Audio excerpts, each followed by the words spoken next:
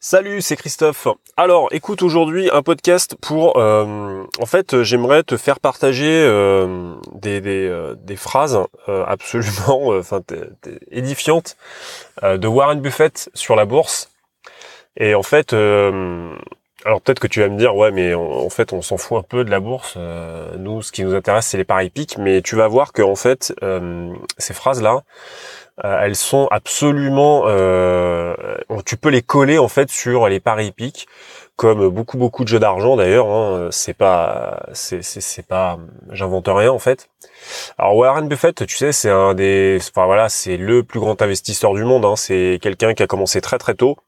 Je crois qu'il a eu sa première action peut-être à l'âge de 10 ou 13 ans, je crois un truc comme ça, je me souviens plus, mais bref, il est tombé dedans quand il était petit, comme on dit, et en fait maintenant il dirige un grand groupe d'investissement qui fait des milliards et des milliards par an de profit, quoi. Donc voilà.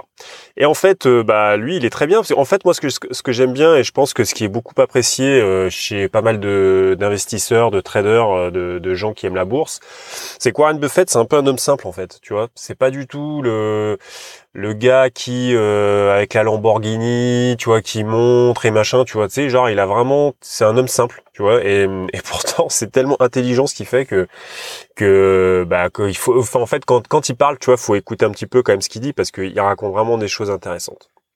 Alors en ce qui concerne nos paris hippiques, en fait ce qu'on va faire, c'est que je vais te donner les phrases un peu, tu vois, que j'ai retenues de Warren Buffett, et puis on va les commenter un petit peu, tu vois, parce que c'est quand même vachement intéressant, ça nous permet un petit peu de réfléchir un peu sur ce qu'on fait tous les jours nous en tant que parieurs sur les courses hippiques, et tu vas voir que si ce podcast peut t'apporter une espèce de pas forcément d'étincelle, mais au moins te faire réfléchir sur les gestes, mais vraiment quand je parle de gestes, je parle vraiment de gestes, hein. C'est-à-dire qu'est-ce que tu vas faire pour analyser une course, sur quoi tu vas cliquer sur le site internet pour aller parier, ou qu'est-ce que tu vas aller faire dans le bar tabac pour aller parier, voilà. Et j'espère quand même que ça t'aura apporté quelques lumières et quelques réflexions. Alors écoute, la première phrase, tu vas voir, ça tombe, c'est génial, j'adore. Alors écoute bien, hein, c'est une citation là, hein, ça commence. Les prévisions vous disent beaucoup sur ceux qui les font, elles ne vous disent rien sur l'avenir. Alors là, je sais pas ce que t'en penses, mais moi, ça me fait penser aux pronostiqueurs en fait. Voilà, pronostiqueurs. Donc les pronostiqueurs, en gros, hein, euh, et de toute façon, tu le vois tous les jours. C'est-à-dire que tous les jours, t'as plein de pronostiqueurs qui te donnent des pronostics sur les courses. Et puis, il y a plein de foirages, quoi. Tu vois, ça se foire complètement. Ça ne prédit en rien l'avenir. Tu vois, c'est exactement ça. C'est-à-dire que, t'as tous les analystes boursiers sur BFM TV ou je sais pas où, ou sur Bloomberg ou je sais pas quoi, là, qui vont te dire, ah oui, alors attention, l'action machin, là, moi, je sens une baisse parce que il y a eu tel indicateur machin. Et puis, en fait, ça n'a rien à voir. Tu vois, ça explose. Et ça va pas du tout dans la baisse.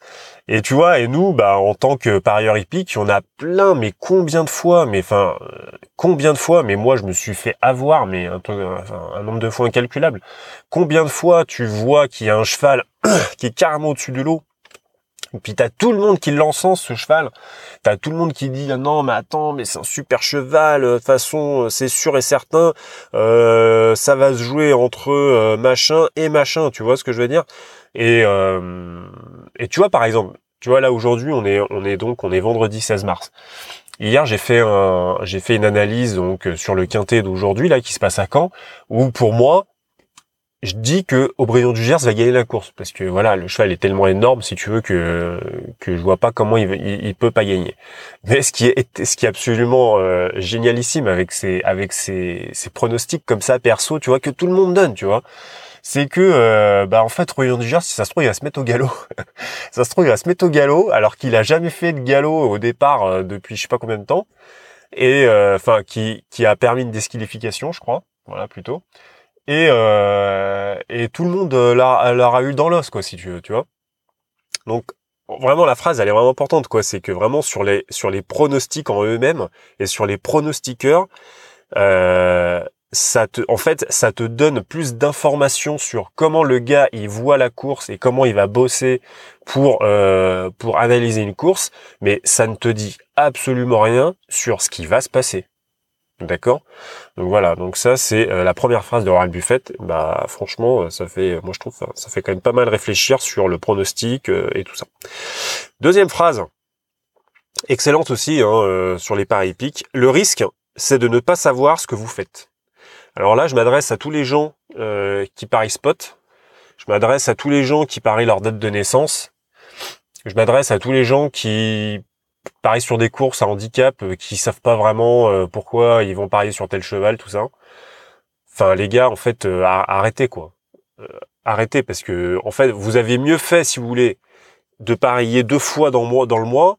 Mais quand vous pariez, vous savez au moins pourquoi vous pariez, quoi. Enfin, tu vois, même si c'est du Bold Eagle, par exemple, on s'en fout, que vous n'allez pas gagner grand-chose. Mais au moins, vous serez rentable.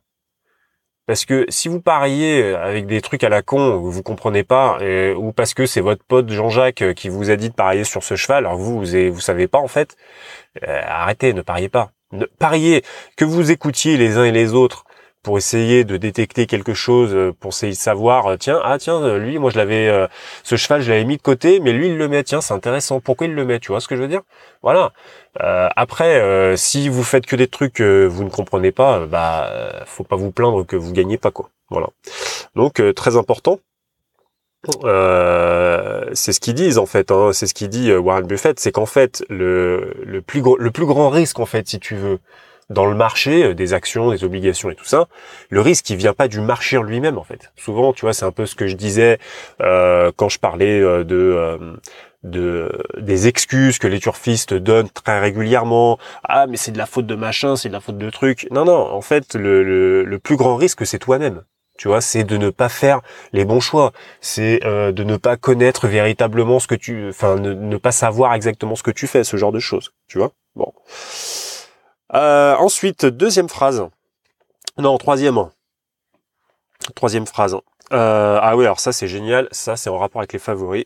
La plupart des gens s'intéressent aux actions. Donc là, comme on est en bourse, c'est les actions. Alors, la plupart des gens s'intéressent aux actions quand tout le monde s'y intéresse. Le moment d'acheter est quand personne ne veut acheter. Vous ne pouvez pas acheter ce qui est populaire. Voilà, ça c'est c'est pareil. C'est-à-dire que je sais pas comment te dire. En fait, là par exemple, dans un autre podcast, j'ai pris l'exemple de l'action Apple. En fait, c'est pas maintenant, tu vois, qu'il faut acheter l'action Apple. Maintenant, elle est en train de, tu vois, elle a explosé depuis des années. Ça y est, c'est fini, tu vois ce que je veux dire. C'était il y a 10 ans ou il y a 8 ans qu'il fallait acheter de l'action Apple, pas maintenant. Et tu vois, ça me fait penser un peu aux favoris, quoi. C'est-à-dire que les favoris, tu vois, des cotes à la con, tout le monde va se ruer dessus parce que c'est sûr, il va arriver, tu vois. Regarde Bold Eagle, c'est terrible. Il a pas fait de tout l'hiver, il est pas arrivé premier. Mais combien de parieurs se sont fait, excuse-moi du terme, mais ils se sont fait entuber en pariant sur lui, en gagnant, en étant sûr qu'il allait arriver, tu vois. Ah non, mais cette fois c'est bon là, tu vois. C'est le genre de phrase. Ah non, mais là attends, non mais là Bird Parker, bon, il l'a battu, mais là cette fois c'est bon, c'est sa course, ça c'est bon, c'est machin. Tac, hop, deuxième. Ah non, mais là de toute façon c'est bon là, là il va pas se faire battre, machin, un truc contre propulsion, je crois. Allez, bam, deuxième. Ah non, mais là ça c'est bon, ça va être sa course et tout, prix d'Amérique. Boum, deuxième. Non mais là c'est bon, enfin bon tu vois jusqu'à Mélina Jocelyn quoi, tu vois, quand elle a gagné le prix de France. Enfin voilà, enfin tu vois ce que je veux dire, mais là je te parle de un cheval, mais il y en a des tonnes et des tonnes. C'est que grosso modo tu vas pas gagner de l'argent quand ton cheval il va être méga favori et que toi t'y crois. Vaut mieux ne pas parier dessus, tu vois ce que je veux dire, et regarder la course quoi, à la limite. Si c'est vraiment une belle course, si une course à la con, tu la regardes pas. Mais si une belle course, tu ne paries pas dessus. Tu vois, enfin t'auras mieux fait de garder ton argent pour quelque chose de beaucoup plus intéressant. Alors ensuite, ça c'est pour tous les gens. Ah non, mais franchement, c'est du bon, Warren Buffett. Hein. Ça fait du bien. Hein. Enfin, tu vois, ça te fait réfléchir quand même. Hein. Moi, j'aime bien, tu vois, ce genre de phrase comme ça, un peu de réflexion. Ça, voilà. Allez, je continue. Peu importe vos talents et vos efforts, certaines choses prennent du temps. Vous ne pouvez pas faire un bébé en un mois en laissant 9 femmes enceintes. C'est génial ça. Alors. Tu vois, en fait, ça, c'est un message à tous les gens qui veulent du pognon tout de suite. Voilà, qui vont repérer un cheval et qui vont se dire, ah ouais, non mais... je sais pas, imagine par exemple ta stratégie, toi, c'est la stratégie des tocards. Admettons, hein, peu importe. Tu paries que sur les chevaux qui sont à plus de 30 contre 1, tu vois. Et tu supportes pas de perdre 3 fois de suite. Bah ouais, mais mon ami... T'as bien compris que si tu paries sur des chevaux à 30 contre 1, c'est que forcément tu vas perdre plus de 3 fois de suite. Le but, c'est pas de perdre 3 fois de suite. Le but, c'est plutôt d'être rentable au bout de, j'en sais rien, moi, 10 ou 15 paris. Tu vois ce que je veux dire?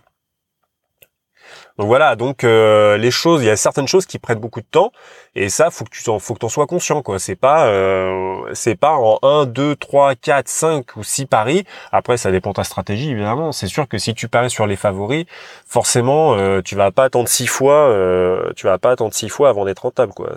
Tu vas falloir que tu changes. Mais voilà, non mais c'est quand même bon. Enfin tu vois, c'est quand même du bon ça ce genre de phrase. Allez, on continue, il y en a encore deux. Quand on est dans le trou, la pire chose à faire est de continuer à creuser. Donc ça, ça c'est pareil quoi. C'est-à-dire qu'en fait, c'est tous les gens qui perdent de l'argent à longueur de mois et qui s'entêtent à continuer dans leur stratégie. Enfin, je sais même pas s'ils ont une stratégie d'ailleurs dans leur manière de jouer en fait. C'est-à-dire que voilà, à un moment donné, quand tu vois que tu perds, il faut changer quoi en fait. Tout simplement, il faut changer de cap. Tu vois, tu changes de cap, quoi. Enfin, tu vois ce que je veux dire. Donc donc pareil, une phrase, franchement, qui colle au turf, quoi. C'est terrible. Warren Buffett, je suis sûr, ça doit être un joueur de course. Alors, dernière phrase, et puis après, on arrête tout. Règle numéro 1, ne perdez jamais d'argent. Règle numéro 2, ne jamais oublier la règle numéro 1.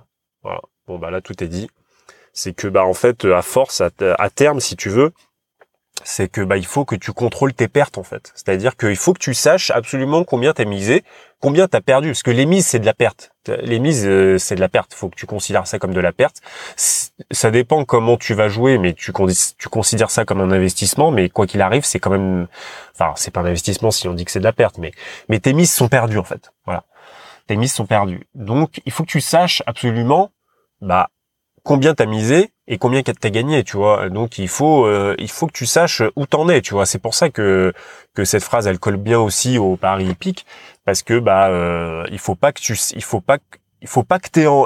tu perdes de vue de ne jamais perdre d'argent en fin de compte.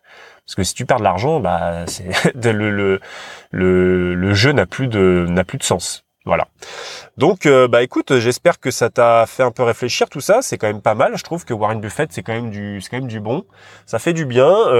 C'est rafraîchissant, tu vois, même si c'est un vieux de la vieille. Et n'empêche que les choses les plus simples sont souvent les plus efficaces. Donc, rappelle-toi un peu tout ça, surtout quand tu vas faire tes paris. Et je te dis à bientôt. Bye.